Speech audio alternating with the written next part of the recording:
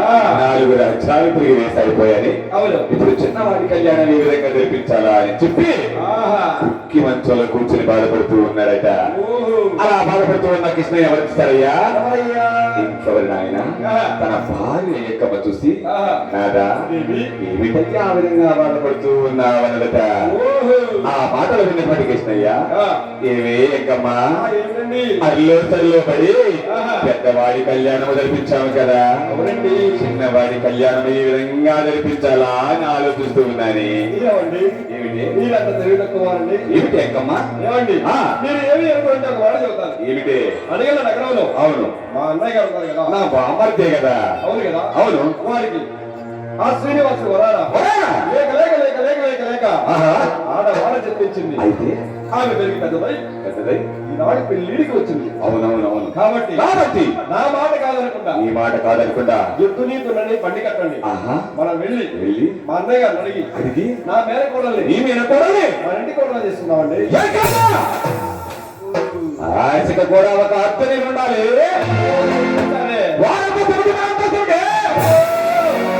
అంతస్తుల గురించి మాట్లాడుతున్నావా?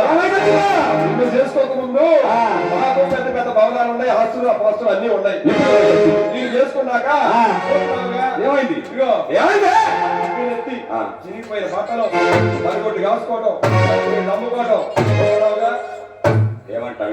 ఏమండి ఏమంటావు? ఎత్తుని బండి కట్టండి. మనం వెళ్ళి మా అన్నయ్య గారు అడుగుదాం. నువ్వు రాకపోతే నేను ఒక్కడైనా పోతా, ఈ కాబట్టి వదిలిపెట్టైనా పోతావు. అంటే నా మాట మాత్రం నేను వెళ్తే మాట విషయంలో అది చెప్పి అట్టుబట్టగా ఆ మాట విన్నటువంటి కృష్ణయ్య ఏ విధంగా బయలుదేరుతున్నాడయ్యా?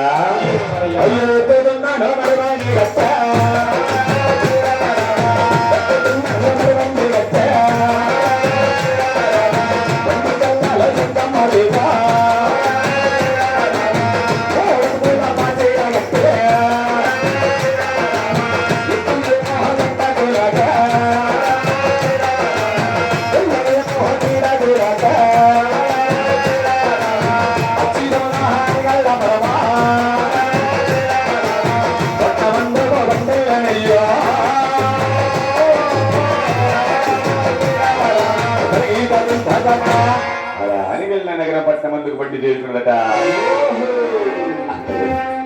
కానీ ఎక్కమ్మ తన భర్త గాడి వద్దకు వచ్చి నాదా దేవి ఈశ్వర, నా పుట్టిన వారు నన్ను ఏదైనా అంటే నేను భరించగలను, మిమ్మల్ని ఏదైనా అంటే నేను భరించలేను. కాబట్టి కళ్ళు విడుచుకొని మీరు ఇక్కడే కూర్చోండి, నేను వెళ్ళి వస్తానని చెప్పి ఏ విధంగా బయలుదేరి విడుచుకోదయ్యా? అయ్యో నెత్తి ముట్టుకున్న తానే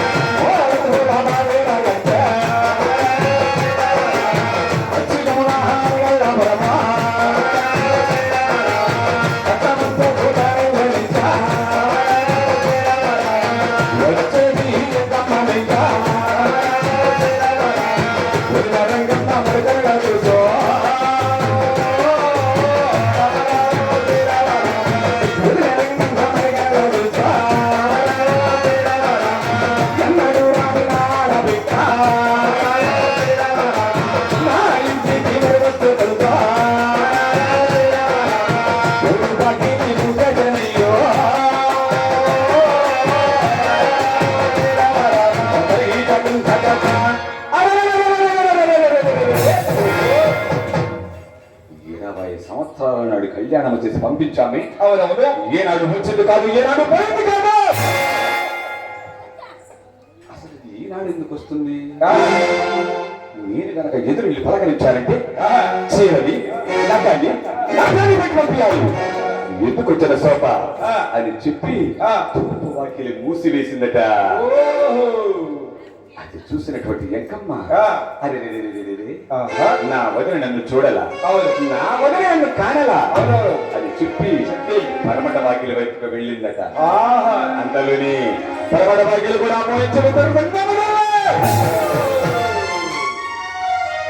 చూసినటువంటి ఎంకమ్మ అరే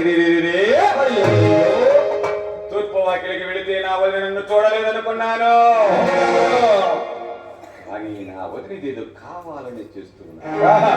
అయినా నా వదినది ఏమున్నది అవును. ఉన్నాడు కదా నా అన్నయ్య ఆహా. వెళ్ళి నా అన్నయ్యని అడుగుతాడని చెప్పి ఆ. వాళ్ళ అన్నయ్య వద్దకు వెళ్ళి ఆ. బలా దేవా హే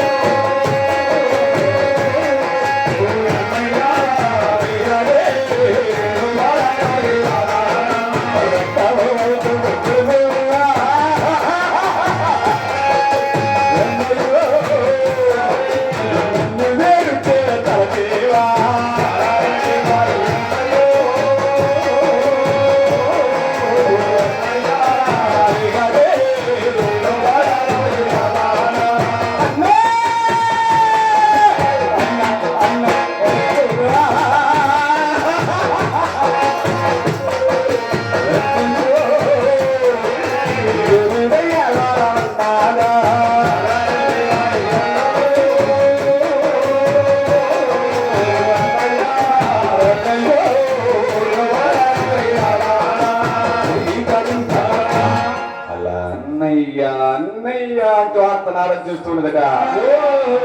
ఉత్తరుని ఎవరు చూశారయ్యా? ఎవరయ్యా? రతనాల రంగమ్మ దేవి చూసి ఆహా. అరే ఆహా.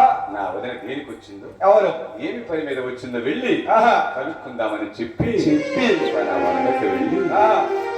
అలా తూర్పు వాకిలి తీసిందట. ఆహా. ఎప్పుడైతే తూర్పు వాకిలి తీసిందో ఆ. ఏమిటిదినా ఇంటికి వచ్చిన ఆడపిల్లను వాకిట్లో నాయకుమంటావా? నీ వాడి మంచి మర్యాద మాకేం తెలిసేనా?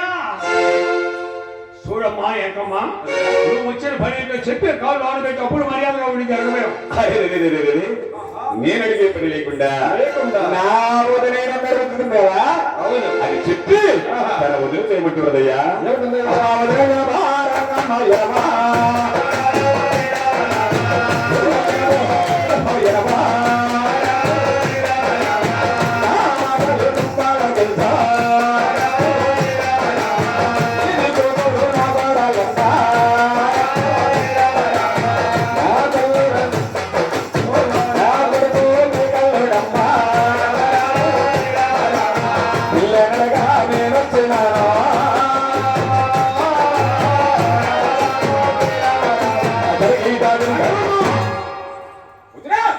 ఏమిటి నీ మాటలో ఆశ కూడా హద్దు పుట్టింది. ఎంకమ్మా, నీ అంత సరికి నా అంత సరికే నా మేనకోడ నా కొడలు చేయమని అడగడం తప్పంట. తప్పున్నారా? అల్లారు బుద్ధిగా పెంచుకున్న నాకు మాత్రమే కోడి నీ కష్టాలు కాపాడి పంపించాలి. వదిన చెక్క భజన అంటే ఆగేస్తాను. వదిన చెక్క భజనే కదా. ఏంటో నా మేనకోడలు నా కోడలు చేయమని అడగడం తప్పంట. ఆ కష్టాలు కాపాడానికి నిన్నిచ్చే కష్టపడుతున్నామే. కోడి పది నా కుమార్తెనిచ్చి నేను కూడా ఈ కష్టాలు ఆడగోడు కూర్చుని అని చెప్పట్టు ఉండగా ఆ మాటలు విన్నటువంటి ఎక్కమ్మ నా వదినదేముంది ఉన్నాడు కదా నా అన్నయ్య వెళ్ళి నా అన్నయ్యని అడుగుతానని చెప్పి వాళ్ళ అన్నయ్య వద్దకు వెళ్ళి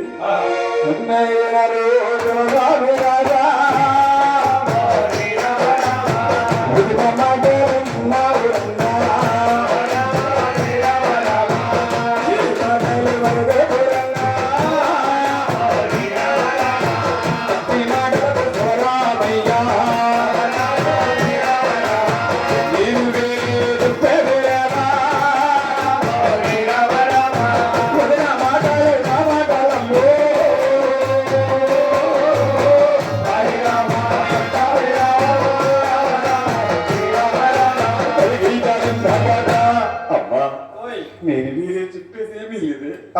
నీ పొదిన మాటలే నా మాటలమ్మ అంటున్నాడట. అంతలోని రతనాల రంగమ్మదేవి అరెరెరెరెరెరెరెరెరె, తన చెల్లెలు ఎక్కడ బాధపడుతుందా అని చెప్పి తీయని గారి మనసు కరిగి అల్లారు ముద్దుగా పెంచుకున్న నా బంగారు తల్లిని ఆ ఇంటికి ఇచ్చి చేస్తాడేమో అని చెప్పి తన పాలేరు వద్దకు వెళ్ళి అరే సముద్రయ్య, ఒరే సాగరయ్య, మీరు వెళ్ళి దాన్ని పడంగా ఊరి బయటకు పడబెట్టారా? మాటల ప్రకారం ఊరి బయటకు పడబెట్టి వేశారట ఎంకమ్మను. అలా ఊరి బయట బొక్కబారులో పడి ఉన్న ఎంకమ్మ మోకాళ్ళు మోచేతులు పగిలిపోయి ఉన్నాయట. అది చూసుకున్నటువంటి ఎంకమ్మ తడి మీద దోసెడు దుమ్ము తీసుకొని నాకు చెల్లెలు మామా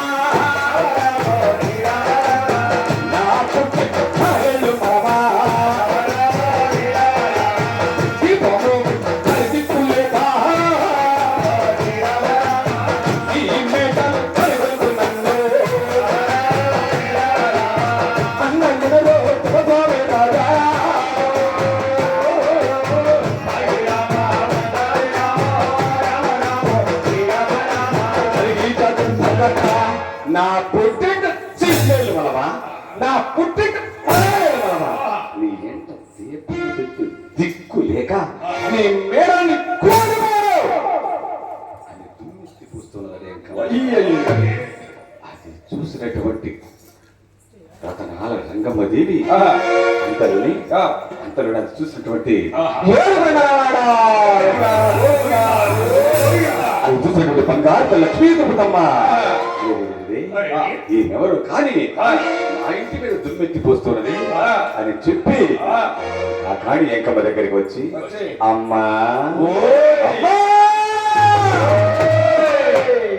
నీవెవరిలో కానీ నేను వచ్చే వరకు ఆ దుమ్ము పోయి వద్దమ్మా అని చెప్పి బంగారు లక్ష్మీదుర్గమ్మ ఎంకమ్మ వద్దకు వచ్చి అమ్మా నీవెవరు, ఎందుకు వచ్చావు, ఏం పని మీద వచ్చావు చెప్పి ఆ తర్వాత దుమ్ము పోయవమ్మా.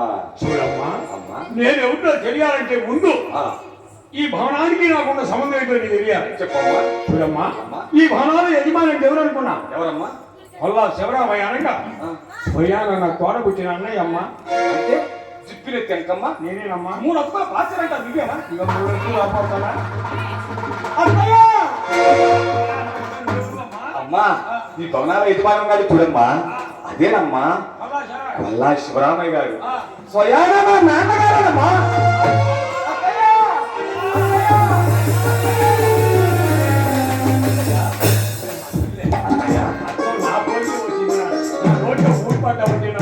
అత్తయ్య, నీ పోలి గుర్తి వచ్చింది కానీ నీ బుద్ధులు రావడానికి మంచి బుద్ధులేనమ్మా. అదే అత్తయ్య, అమ్మా అందరికి ఎందుకు వచ్చావు, ఏ పని మీద వచ్చావు? చూడమ్మా, నేను వచ్చిన పని చెప్పాలంటే మీ నాన్న 2 ఎకరాలు పొలం రాసి మళ్ళా 2 నగలు చేసి మళ్ళా నగలు ఉన్నందుకు ఏం బంగారం చేయనమ్మా. అంతేనంట. ఏ బంగారం ఎవరు పెట్టుకుంటున్నారు? అంతా బ్యాంకీలో ఉంది. బంగారం అంతా బ్యాంకులో. అవునమ్మా. చూడమ్మా, మీ నాన్న 2 ఎకరాలు రాసి మళ్ళా నా మేలే కూడా ఉన్నాయి. అంటే నన్ను బావ గోపయ్య అడుగుతానికి వచ్చానమ్మా. అసలు బావ గోపయ్య అంటే గోపయ్యకి నీకు సరైన జోడమ్మా. నువ్వు వచ్చా కాబట్టి ఇస్తే ఇస్తాననొచ్చు, లేకపోతే లేదనొచ్చు. అంతేగాని సంస్కారం లేని ఎవరో పాలేని చావు బయటికి నెట్టించాడమ్మా. అత్తయ్య, పుట్టింటి ఆడపిల్ల అన్యాయం నీకు జరిగింది ఒకటి, నాకు జరిగిన ఒకటి. కాబట్టి నీవు ఇక్కడికి వచ్చు, నేను వెళ్ళి మా నాన్నగారి అడిగి వస్తాను అని చెప్పి తన తండ్రి గారి వద్దకు వెళ్ళి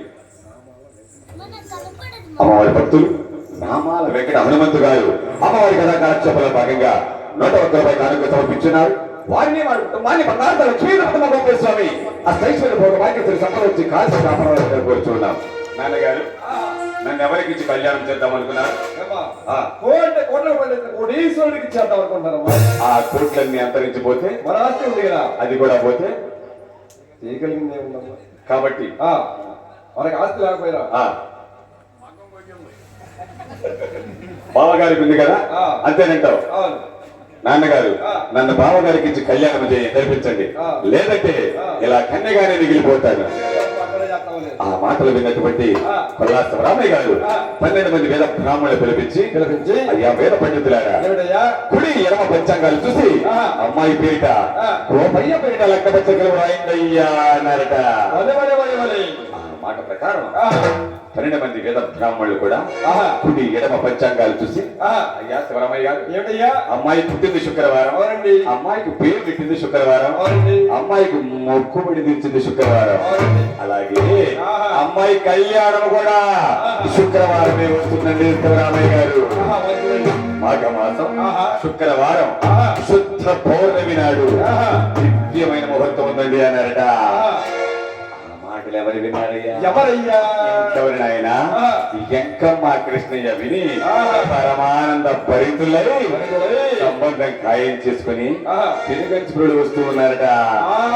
అలా వస్తూ ఉన్న వాళ్ళని ఎవరు చూశారయ్యా? అయ్యా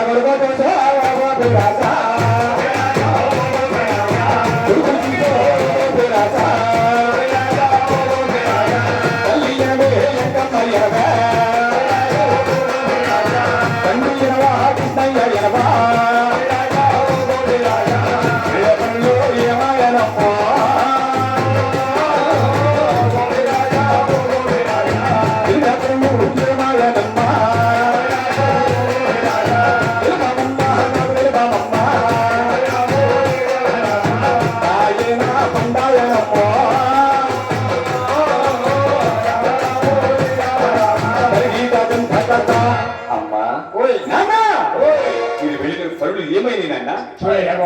అమ్మా తగిలితే మీ అమ్మ నాలుగు దెబ్బలు తగిలి కానీ అవును మాత్రం ఖాయం చేసుకొచ్చానయ్యా. ఖాయం తీసుకొచ్చా? అవునయ్యా. ఎన్ని రోజుల్లో పెళ్లి? రేపు వచ్చే శుక్రవారం నాడేనయ్యా. అవును అన్నయ్య, నా పెళ్ళన్నయ్య 3 రోజులు అన్నయ్య. అవునన్నయ్య అని చెప్పి గోపయ్య తన ఈడు వారితో చూడు వారితో అంటూ ఉన్నాడట. అంతలోనే గోపయ్య పెళ్లి కుమారుడిగా ఏ విధంగా జరిపిస్తూ ఉన్నారయ్యా?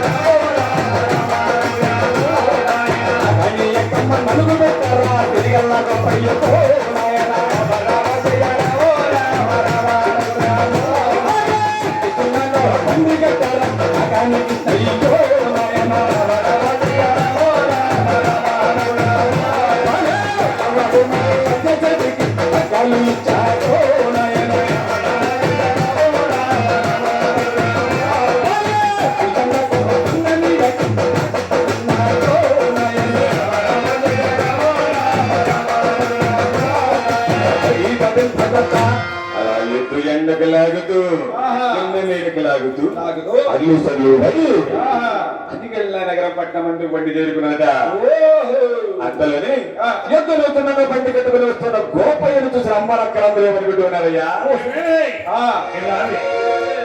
పౌలా శివరామయ్య గారు కట్టుకుపోయినంత ఆస్తి ఉంది కదా. అవునే. ఏంటమ్మా తీసుకెళ్ళి కడుపు పేదవాడికి ఇస్తున్నారంట. ఇచ్చాడు కానీ పెళ్లి కొడుకు ఎంతమన్నాడు? అసలు కుంటోడు గుడ్డోడు గూనోడు అయినా నీకంతా తొందరే. మనకి మన ఇద్దరే వస్తాను ఏం చూద్దామండి. సరే బాగా చూద్దామండి. అలా ఎద్దును దున్నుడు బండి కొట్టుకుని వస్తూ ఉన్నటువంటి గోపయ్య చూసి అమ్మలక్కలందరూ కూడా అనుకుంటూ ఉండగా ఆ మాటలు ఎవరు విన్నారయ్యా? ఇంకెవరి నాయన రతనాల రంగమ్మదేవి విని తన పాలేర్ల వద్దకు వెళ్ళి ఒరే సముద్రయ్య సాగరయ్య నా అల్లుడు ఎద్దును దున్నుడు బండి కొట్టుకుని వస్తూ ఉన్నారట. ఇదిగో ఈ పల్లకిని తీసుకుని వెళ్ళి ఊరేగింపుగా తీసుకుని వెళ్ళారట. అలా పల్లకిలో గోపయ్య అలా వస్తున్న గోపయ్యను చూసిన అమ్మలక్కలందరూ ఏమనుకుంటున్నారయ్యా? అప్పా ఏమి అన్నారా ఈ బాలుడమ్మా?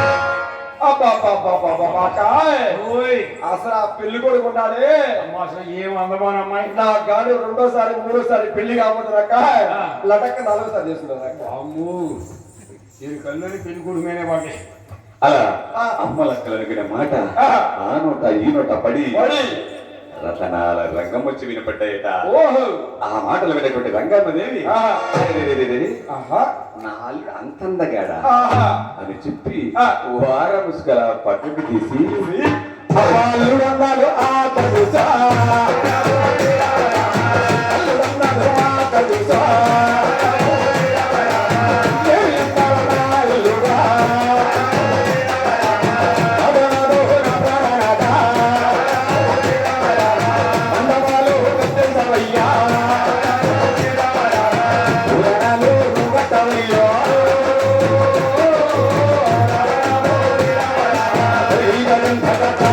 అల్లుడందాలు చూసిన ఆనందంలో రంగమ్మదేవి ఎవరిని మరిచిపోయిందయ్యా ఎవరినయ్యా అయ్య శ్రీనివాసుని మరదనయ్యా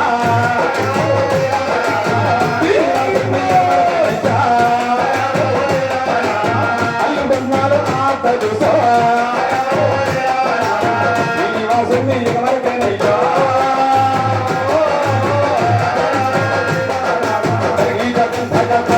అల్లుడందాలు చూసిన ఆనందంలో కాలమా కాలం పోయిందా ఏంటి అల్లుడందాలు చూసిన ఆనందంలో రతనాల రంగమ్మ దేవి తనకు సంతాన భాగ్యాన్ని ప్రసాదించేటువంటి ఆ యొక్క శ్రీనివాసుడు కూడా మరిచిపోయి తన భర్త గారి వద్దకు వచ్చి దేవి గణేశ్వర మండపాలు కట్టించు అలాగే తోరణాలు కట్టించు అలాగే పల్లకీలు తీసుకుని రా అని చెప్తుందట. ఇక పల్లకీలో ఊరేగింపుగా వస్తూ ఉన్నాడట. ఇక ఇంతలోనే వారి సమాచారం ఉండగా అదిగల నగరంలో రతనాల రంగమ్మ దేవి ఆకాశమంతా పందిరి వేసి భూదేవి అంటారు అడుగు వేసి బంగారు తల్లిని పెళ్లి కుమార్తెగా ఈ విధంగా జరిపిస్తూ ఉన్నారయ్యా.